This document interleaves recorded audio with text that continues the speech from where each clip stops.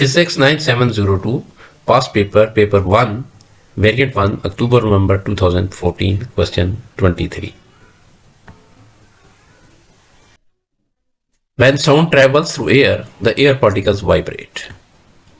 A graph of displacement against time for a single air particle is shown. ये graph दिया गया है, displacement time graph है एक सिंगल एयर पार्टिकल का, और इस एयर पार्टिकल की यहाँ पर काइनेटिक एनर्जी टाइम ग्राफ दिए गए हैं।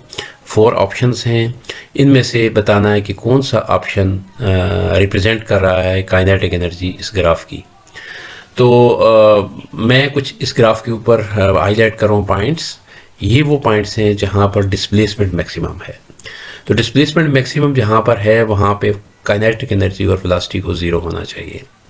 और कुछ और पॉइंट्स में हाईलाइट कर रहा हूँ रेड में, और ये जो रेड में हाईलाइटेड पॉइंट्स हैं यहाँ पर डिस्प्लेसमेंट जो है वो मिनिमम है।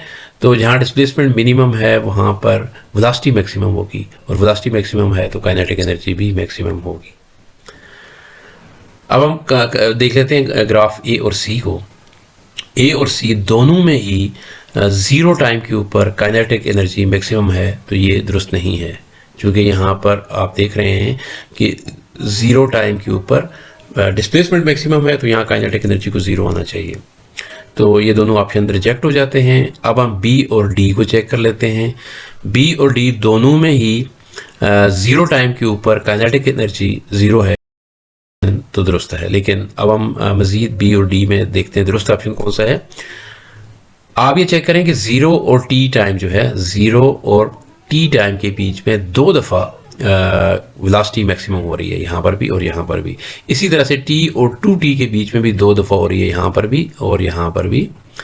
लेकिन बी में सिर्फ 1 दफ़ा मैक्सिमम वेलोसिटी दिखाई गई है, और डी में 2 दफ़ा मैक्सिमम वेलोसिटी दिखाई गई है, 0 और टी के बीच में भी और टी और 2t के बीच में भी।